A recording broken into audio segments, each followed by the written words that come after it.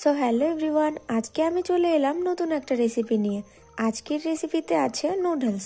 তো চলো আজকে আমি তোমাদের নুডলস বানিয়ে দেখাবো। প্রথমে আমি কড়াই বসিয়ে জল দিয়ে নুডলসটা সেদ্ধ করে ছেঁকে নেব।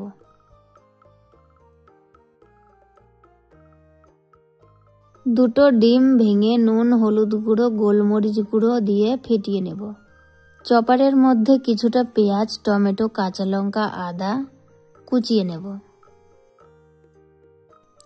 কড়াইয়ে তেল দিয়ে ফেটিয়ে রাখা ডিমগুলো দিয়ে ভেজে ভুনা করে নেব। আবারও কড়াইয়ে তেল দিয়ে চপারের কুচানোগুলো ঢেলে সামান্য নুন, হলুদ গুঁড়ো দিয়ে বাদামি করে ভাজবো। এবার সয়া সস, টমেটো সস দিয়ে একটু নেড়ে ভুনা করা ডিমগুলো দিয়ে দেব।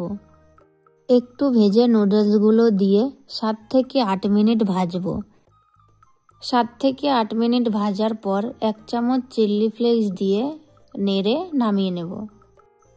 আমার এই ভিডিওটা ভালো লেগে থাকলে অবশ্যই ফলো, লাইক, কমেন্ট, শেয়ার করে দিও বন্ধুরা। ফিরে আসবো নতুন একটি ভিডিও নিয়ে।